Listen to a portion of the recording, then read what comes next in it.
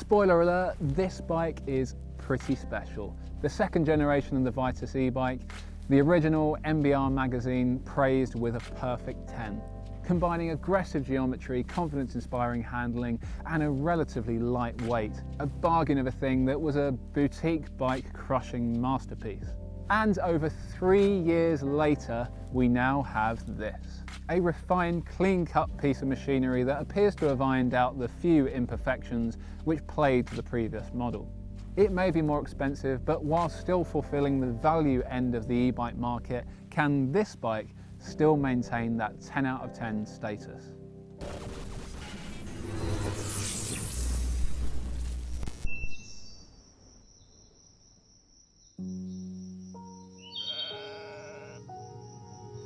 Young leaves clothe early hedgerow trees. Seeds and roots and stones of fruits, swollen with sap, put forth their shoots. Curled-headed ferns sprout in the lane, birds sing and pair again. The wait is over. Spring, my friends, has finally sprung. It's been a long time coming, much like my new bike.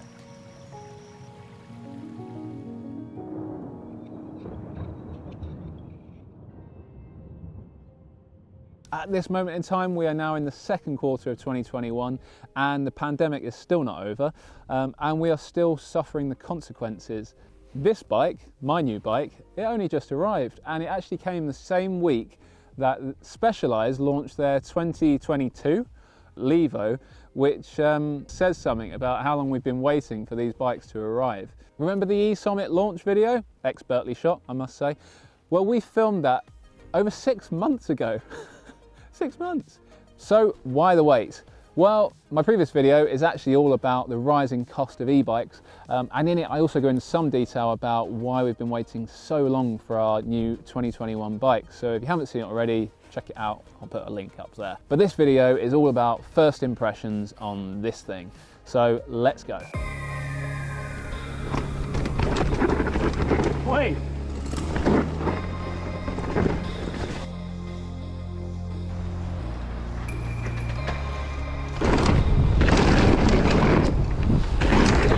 Nice! That was cool. So to kick things off, one of the things that I was most excited about when getting this new bike was the new motor. The Shimano EP8 is the replacement for the old E8000, and I had actually ridden it before in the Canyon Spectral On, and one of the first things that I noticed was just how smooth it was when you compare it to the old E8000. It's more of a sort of surging, smooth power delivery, something which I'm really growing to like. I'll go into more detail about the motor in a later video, but for now, first impressions are good. Don't be too put off. I know that the Shimano is often coming at the bottom of quite a lot of group tests, but to me it's just a different way of delivering power. It doesn't feel as punchy as perhaps a Bros motor, and it's not that much down on torque. It's going to be interesting to see how the motor gets on as time goes on, but so far I'm really impressed, and it's definitely an upgrade from the old E8000. Oh, and the app, that's another thing I was going to talk about. I've played around a little bit with the app, and there's a lot more adjustment, there's a lot more presets, and one thing that I really like is you can actually play around with the power delivery. So that's going to be interesting to see where I end up with that, but at the moment I'm just playing around with it. Definitely an improvement on the old one. So the summary is a silky smooth drive character, quick acceleration in boost, and plenty of adjustments to play around with. But overall, are the Bosch and Bros motors better?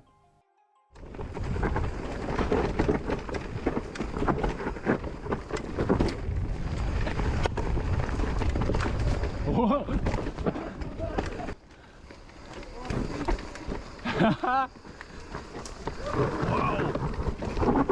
Jesus Christ!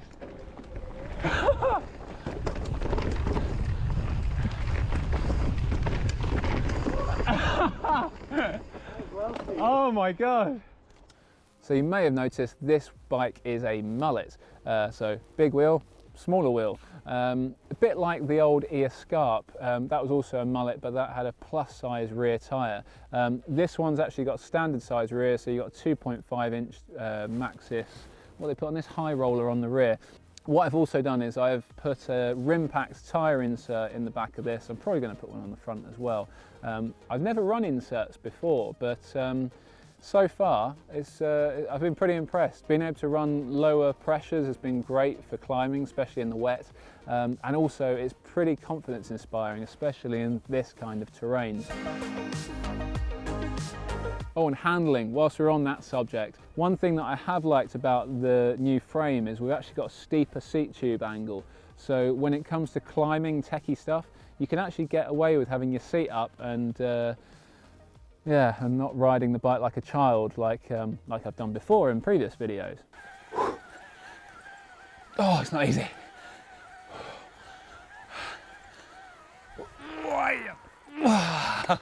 So one thing carried over from the old bike is the long reach, something which I really like for descending, especially around here, bombing down a hill in a straight line. It's really confidence inspiring, especially when you couple it with the Mullet wheel set. Bombing down hills, you say? Well, maybe it's the new bike effect, but the one thing I've really noticed is this thing is just, it's silent. It's, many people talk about the EP8 motor being a rattly, noisy motor. Yeah, there is a little bit of a rattle. You notice it on certain terrain more than others, but as a whole bike, it's quiet. When you ride it, it just is quiet. Maybe it's a new bike effect, but everything feels properly tight and solid. I really like that in a bike. The new shock mount on the frame, I think it helps the shock to stand up more in that initial stroke. So one thing I've noticed is that I'm not getting as many pedal strikes on this. On the old bike, it did squat a little bit. This one, it stands higher, which is really beneficial when it comes to climbing, especially over techie terrain. And if you couple that with the new beefed up headset and the 38mm Zeb forks, you've got a really capable bit of kit. And it's those forks that I need to talk more about. Probably the standout thing on this bike, and honestly I didn't think it would make that much of a difference. I think I'll discuss them in more detail as well at a later date, but so far very, very impressed. So the conclusions here, noticeably improved geometry, a surprisingly capable climber despite the 170mm of travel up front, a solid stable ride feel, but a little more sluggish when it comes to cornering.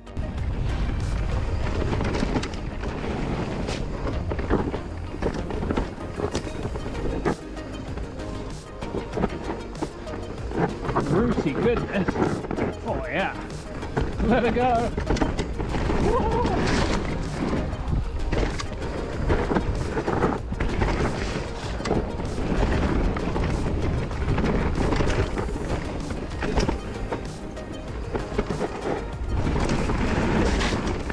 So the battery. Now, I love the convenience of the old 500 watt hour externally mounted on top of the frame. You could even carry a spare in your rucksack and that would give you that 1000 watt hours of range. Now we've got a 630 watt hour battery, it's internal, it's unlikely you're going to be swapping it whilst out on a ride. So for me, the inconvenience of the integrated battery is actually a step backwards.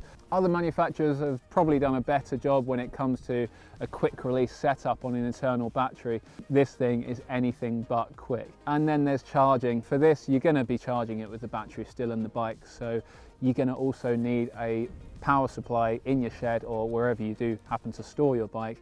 We'll see how long my patience lasts. So my conclusions are, it's a bigger battery and it's an integrated, good looking design, but poor access and difficulty charging. Finally, let's talk about the price and what you get for your money. Now this one is £4,800. So first of all, you get a full SLX group set, and that includes 4-pot SLX brakes, something which I'm a really big fan of. You also get Zeb forks, which we've spoken about earlier, and the Super Deluxe rear shock. The forks, plush, lovely, really happy with them. The shock also seems to be pretty bomb-proof. A DT Swiss wheel set wrapped in Maxxis rubber, and of course the EP8 motor. Okay, it's more expensive than the previous model, but let's forget all that. This is 2021 and prices have gone insane. Manufacturers could be charging whatever they wanted right now and they'd still be selling bikes. And subsequently, this bike has to be judged against the current competition. And with this bike, I feel that the closest competition probably comes from the Germans. So you've got YT, Canyon, Radon. There's a lot of stiff competition there at this price point.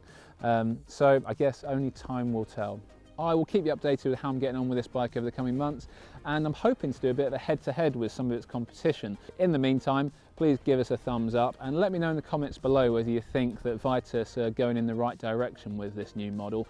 And if you haven't already, please subscribe. I'll leave a little clicky box just down there. Cheers.